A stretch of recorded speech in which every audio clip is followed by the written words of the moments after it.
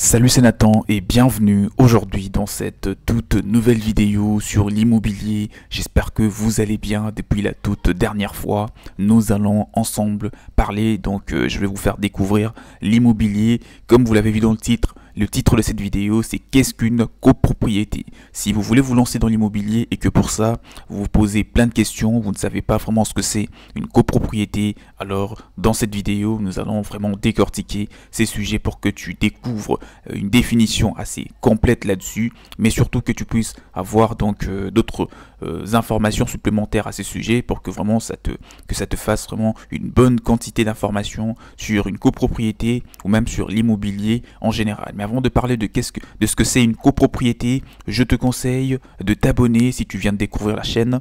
Il est maintenant temps de t'abonner, donc active la cloche de notification que tu vois juste là en dessous pour que tu sois tout de suite alerté sur toutes les prochaines vidéos qui seront publiées par la suite, que ce soit sur l'immobilier ou sur l'investissement en général. Vraiment, ça te sera très bénéfique en termes de connaissances pour continuer d'apprendre sur vraiment l'investissement. Et si tu veux te faire accompagner afin de découvrir ou d'apprendre vraiment l'immobilier dans son vrai sens du terme, je vous invite à tous de me contacter si vous faites partie, ou si toi qui regardes la vidéo, tu fais partie des personnes qui veulent très prochainement acheter leur premier bien immobilier ou leur second ou leur troisième bien immobilier, et que pour ça ils veulent davantage apprendre vraiment les meilleures stratégies pour optimiser la rentabilité d'un investissement immobilier. Tout ce que vous avez à faire, c'est de me contacter, parce que je vous ai mis à disposition des séances de formation. Il y a aussi un guide en format PDF qui vous réunit toutes les explications pour vraiment que vous puissiez devenir très rapidement un bon investisseur immobilier comme vous le souhaitez. Pour en bénéficier, vous n'avez qu'à me faire un mail, et ce mail se trouve dans la description de cette vidéo, comme vous pouvez le savoir. Maintenant, revenons un petit peu au sujet. Nous allons parler maintenant de l'immobilier pour vous définir ce que c'est une copropriété. La copropriété est définie, pour parler de la France plus particulièrement, parce que c'est de cela que je fais des vidéos. La copropriété est définie par la loi 65 alinéa 557 du 10 juillet 1965 comme étant un immeuble bâti ou groupe d'immeubles bâtis bien sûr dont la propriété est répartie entre plusieurs personnes par lot comprenant chacun une partie privative et surtout une quote-part des parties communes. Donc le terme d'immeuble recouvre ainsi bien les immeubles eux-mêmes que les maisons. J'espère que tu as compris au travers de cette vidéo, au travers de cette définition surtout, ce que c'est une copropriété. Pour répéter un petit peu ce que je viens de dire, une copropriété, c'est un ensemble, d'accord, d'appartements ou des maisons qui ont été construits, ou même un ensemble d'immeubles, d'accord, qui sont réunis. Comme vous le voyez, il y a des immeubles qui sont réunis dans la même enceinte, ou encore il y a des maisons, ou même déjà un immeuble, c'est déjà une copropriété. Donc c'est vraiment des propriétaires qui sont réunis en dans un seul endroit pour vivre, pour cohabiter. Alors, petit historique de la notion de copropriété, parce que là, j'espère que tu as compris ce que c'est une copropriété. Maintenant, je te rajoute d'autres informations pour que vraiment cela te complète un petit peu les idées et que tu puisses vraiment savoir ce que c'est. Si tu vas très prochainement investir dans une copropriété, que tu saches déjà ce que c'est, et surtout vraiment d'où est-ce que cela est venu. Voilà, donc la copropriété dans l'immobilier. Pour te dire, la copropriété n'existait pas sous l'ancien régime, car il n'existait pas des parties communes. Voilà, donc dans une copropriété, il y a des parties privées, comme tu t'en doutes. Voilà, tout ce qui se trouve après ta porte, c'est à toi, dans ta maison, voilà, c'est à toi. Mais tout ce qui se trouve à l'extérieur ou après, dès lors que tu sors de ta porte, cette partie-là ne t'appartient pas, d'accord? C'est la partie commune, donc les couloirs, tout ce que tu veux, les escaliers, le jardin, c'est la partie de la copropriété et c'est géré par la copropriété. Toi, tu es propriétaire de ta maison et les choses s'arrêtent là, d'accord? Donc tout ce qui se trouve à l'extérieur de ta maison, si tu ne les as pas achetés, ça ne t'appartient pas. Si tu as une place de parking à l'extérieur de ta maison, la place de parking et la maison t'appartiennent, les deux. Mais tout ce qui est, voilà, donc en dehors de ces deux acquisitions, ça ne vous appartient pas, c'est à la copropriété. Donc, pour revenir un petit peu, chaque propriétaire d'un immeuble a plusieurs étages, gérer les travaux de son étage et l'entretenir. D'accord, c'est avec des modifications qui ont été effectuées, surtout dans plusieurs pays, d'accord, d'accord, du code civil surtout, que la propriété est apparue dans plusieurs pays d'Europe surtout, et maintenant on en parle presque partout dans le monde. En effet, c'est suite à des nombreuses lois aussi qui ont été votées, notamment en France, des lois qui disposent que lorsque les différents étages d'une maison appartiennent à plusieurs copropriétaires, d'accord, les gros murs et les toits sont à charge de tout, et c'est bien sûr en proportion de la valeur de l'étage appartenant à chacun. Donc c'est vraiment des modifications qui ont porté fruit même dans l'immobilier. Au 19e siècle, durant la révolution industrielle, le nombre bien sûr d'immeubles collectifs n'a pas cessé d'augmenter, d'accord, et les équipements communs se sont multipliés vraiment à une vitesse assez vertigineuse. On voit notamment apparaître l'eau courante, d'accord, et les chauffages collectifs dans plusieurs pays d'Europe. Voilà donc, et juste après avoir mis en place vraiment ce principe de la copropriété, voilà, qui réunit plusieurs copropriétaires. Il faut donc trouver une solution durable pour entretenir tous ces équipements, d'accord. Les équipements par exemple dans un immeuble, s'il y a un chauffage qui chauffe l'eau pour tous les appartements, eh ben, c'est un bien de la copropriété, ça appartient à plusieurs propriétaires. Donc s'il y a quelque chose qui doit être par exemple remplacé, eh ben, il faudra que tous les propriétaires ou les copropriétaires soient alertés, d'accord, pour que le changement puisse être effectué. Ainsi, deux services communs sont institués, tels que les concierges, d'accord, mais également la livraison des charbons pour la chaudière collective. C'est en 1938 qu'est créé le premier statut de la copropriété des immeubles divisés en appartements. Voilà, donc c'est seulement en 1938 qu'on a pu constater vraiment que la copropriété a été instaurée, d'accord, parce que voilà, ce principe vraiment des appartements réunis ou même des immeubles réunis ou même des maisons individuelles réunies, c'est déjà une copropriété. Voilà, donc c'est un petit peu en 1938 que tout a été instauré. Pour la première fois, un texte introduit la notion des lots des copropriétés. Dès lors, les copropriétaires sont regroupés dans un syndicat qui dispose bien sûr d'un règlement permettant de définir l'organisation de la copropriété.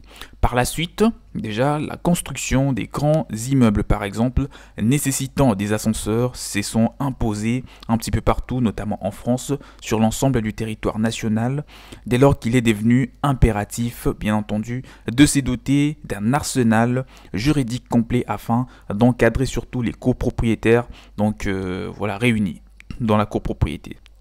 C'est ainsi que la loi du 10 juillet 1965, fixant bien sûr les statuts de la copropriété des immeubles bâtis et son décret applicable, son décret a été applicable le 17 mars 1967, cela a été mis en place de manière officielle.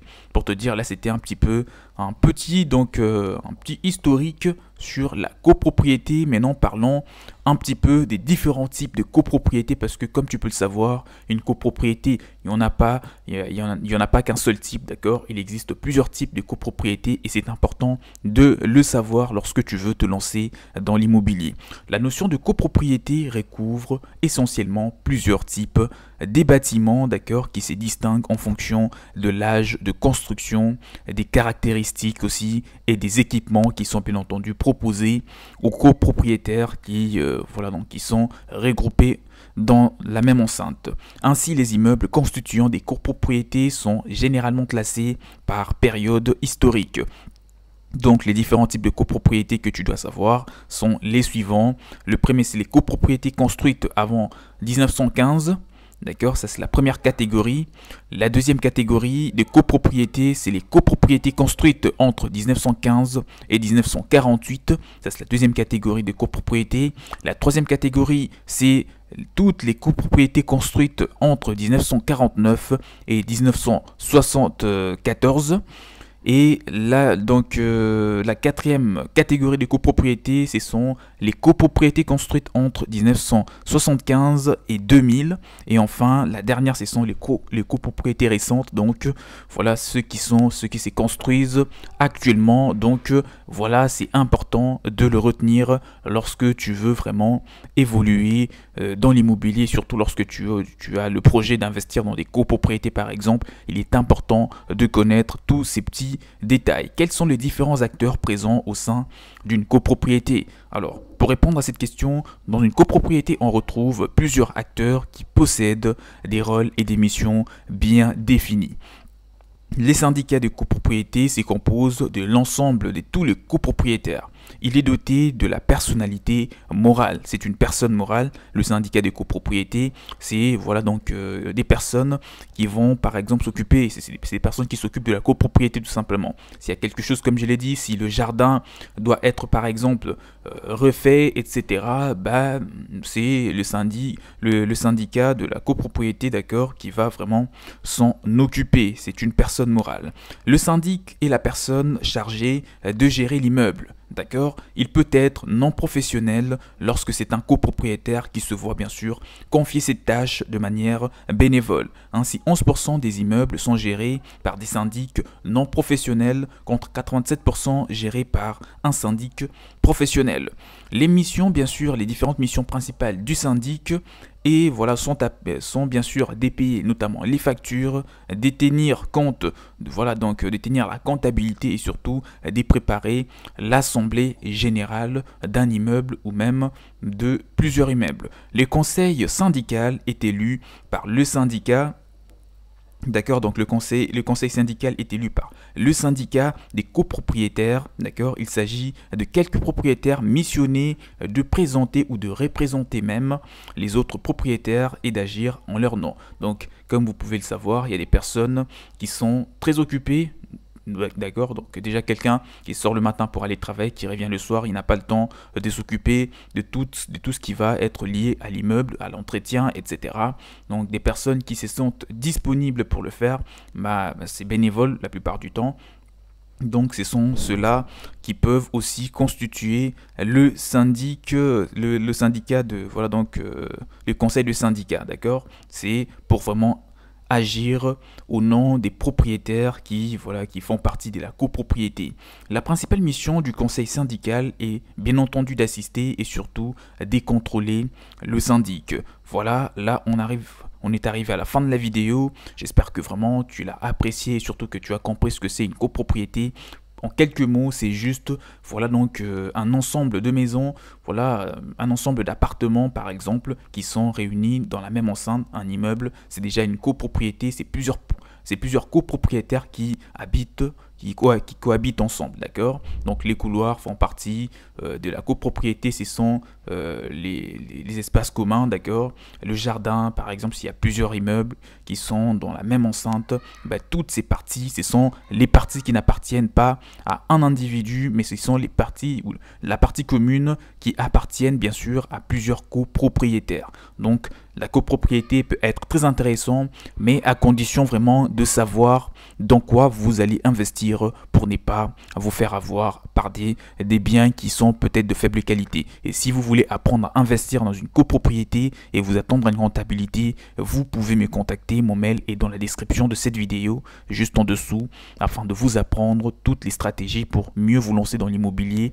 en investissant dans une copropriété ou dans tout type de biens immobiliers. Et je vous invite aussi à vous abonner, activer la cloche de notification que vous êtes en train de voir juste en dessous pour ne rien rater sur toutes les prochaines vidéos. Je vous dis donc à la prochaine, prenez bien soin de vous, ciao ciao.